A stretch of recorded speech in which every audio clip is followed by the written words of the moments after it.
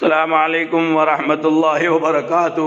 نحمد ونصلی علی رسولہ الکریم وانتم الاعلون ان کنتم مومنین۔ میں اپنی بات کا آغاز کہاں سے کروں اور میں اپنی بات کو کہاں سے شروع کروں؟ کشمیر سے لے کر کنیا کماری تک،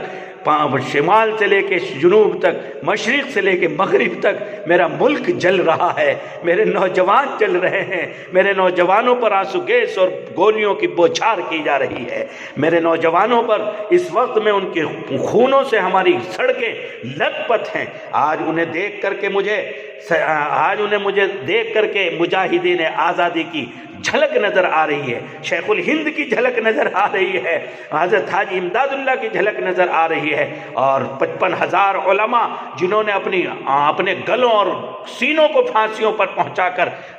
اس ملک کو آزاد کرایا تھا، ان کا خون دوڑتا ہوا مجھے ان علیگ برادری اور جامعہ ملیہ دارالعلوم دیوبند ندوے کے طلبہ میں نظر آ رہا ہے۔ آج کم سے کم ان کے کردار و عمل سے ایک بات تو صاف ہو گئی کہ ان نوجوان بچوں نے ہمارے ہندوستان کے ہر ایک رہنے والے کو اور پوری مسلمان ملت اسلامیہ کو یہ باور کرا دیا کہ بندوقوں کے سائے میں، تلواروں کی چھاؤں میں اور توپ کے گولوں کے درمیان، گولیوں کی بوچھار میں اور خوف و حراست کے سخت سے سخت حالت میں ہم یہ اعلان کرتے ہیں، اے باطل حکمرانوں سنو، ہم ہندوستان میں مسلمان بن کر جیئیں گے، مسلمان بن کر مریں گے۔ فرقہ پرست طاقتیں ہماری جان کی دشمن بن جائیں اور ہماری جانوں کو اگر لے لیں، لیکن ہماری آخری سانسوں کے سے جو صدا نکلے گی وہ صدا ہوگی لا الہ الا اللہ محمد الرسول اللہ صلی اللہ علیہ وسلم۔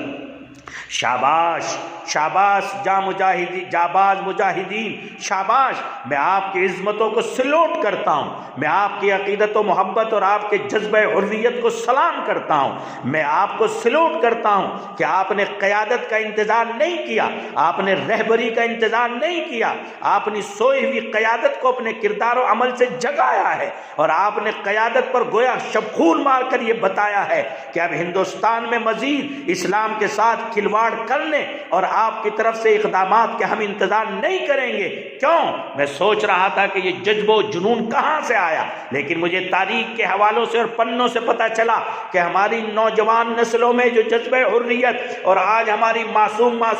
اور نرم و نازک کلیاں اور ہماری بچیاں جو اس وقت میں اپنی سینوں کو ان ڈنڈوں کے سامنے استقبال کر رہی ہیں، آخرکار یہ حریت کا خون ان میں کہاں سے آیا؟ تو مجھے مجاہدین آزادی یاد آ گئے، مجھے سیدنا ابو بکر صدیق کا وہ تاریخی جملہ یاد آ گیا کہ جس میں آپ نے ایسے نازک ترین حالات میں فرمایا تھا، اَيُنْقَصُ الدِّينُ وَأَنَا حَيٌّ، کیا میرے رہتے ہوئے دین کم ہو سکتا ہے؟ کیا میرے رہتے ہوئے اسلام کے عقائد پر شبخون مارا جا سکتا ہے؟ کیا میرے رہتے ہوئے اسلام کے اعمال کو کم کیا جا سکتا ہے؟ کیا میرے رہتے ہوئے اسلام کے لیے ناطقہ اور دروازے اور راہیں بند کی جا سکتی ہیں؟ کیا اسلام کے وجود کو خاکستر اور اس کو قید و بند و سلاسل کر کے اور اس کے وجود کو مجبور و مقہور بنایا جا سکتا ہے؟ یہ بات سیدنا ابو بکر صدیق نے 1400 سال پہلے کہی، لیکن میں سالم اشرف قاسمی دارالعلوم اشرفیہ دیوبند اور تمام اساتذہ منتظمین اور تمام علماء اسلام کی طرف سے آپ کی خدمت میں سلوٹ اور سلام پیش کرتا ہوں۔ میں آپ کو کہتا ہوں کہ آپ کی رگوں میں وہی غیرت صدیقی کا خون دوڑ رہا ہے، اور اسی غیرت صدیقی کے خون نے آپ کو اس باطل کا مقابلہ کرنے کا حوصلہ بخشا ہے۔ میں آپ کو سلام کرتا ہوں۔ یہ حقیقت میں اگر اس ہندوستان میں رہنے والا ہر نوجوان، ہر مسلمان اپنے پیشانی پر غیرت صدیقی کا یہ جملہ لکھ لے، اَيُنْقَصُ الدِّينُ وَأَنَا حَيٌّ، میں زندہ رہوں اور اسلام کم ہو جائے، اسلام پر پابندیاں لگ جائے، اسلام سے جو ہے آئیڈنٹی مانگی جانے لگے، رہنے کی آئیڈنٹی مانگی جانے لگے، ہمیں اپنے اصولوں پر عمل کرنے کے لیے ان کی طرف دیکھنا پڑے، تو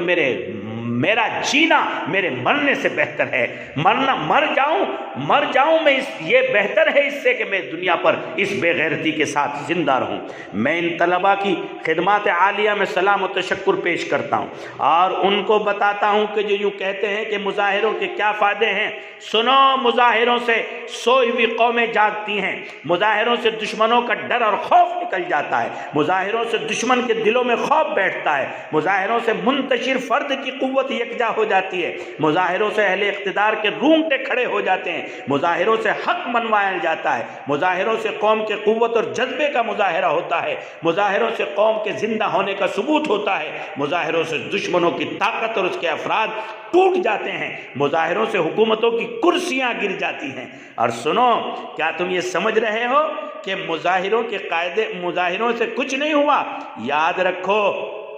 مظاہرے وہ چیز ہیں کہ جو سارا نظام بدل دیتے ہیں، اور مظاہروں کے اندر جو ہے وہ اللہ تبارک و تعالیٰ نے وہ قوت و طاقت رکھی ہے کہ ان مظاہروں کی برکت سے سارا نظام زیر و زبر ہو جاتا ہے اور سارے باطل کے عزائم اور ارادے ٹوٹ جاتے ہیں۔ اس لیے یاد رکھا جائے اور اس بات کی کوشش کی جائے کہ ہمارے جتنے بھی مظاہرین اس میں شریک ہیں وہ اس کو اسلامیت کا رنگ نہ دیں، بلکہ ہندوستان میں ہندوستانی شان کی بقا اور زندہ رہنے کا، اور جو مجاہدین آزادی بشمول ہمارے مسلمان علماء اور جانباز سپاہی اور اسی طرح سے ہمارے برادران وطن میں، ان کو نعروں میں شامل کریں، صرف نعرہ تکبیر لگا کر اس کو اسلام کی جنگ بمقابلہ ہندو نہ قرار دیں، بلکہ یہ سنویدھان کو بچانے کی جنگ ہے اور ملک کی روح کو بچانے کی جنگ ہے، اس کو جلنے سے بچانے کی جنگ ہے۔ اس کے لیے اس بات کا خاص خیال رکھا جائے۔ فجزاکم اللہ خیرا۔ اور اس پیغام کے ساتھ میں اپنی بات ختم کرتا ہوں، قدم رک نہ جائیں جو حائل ہوں پردے،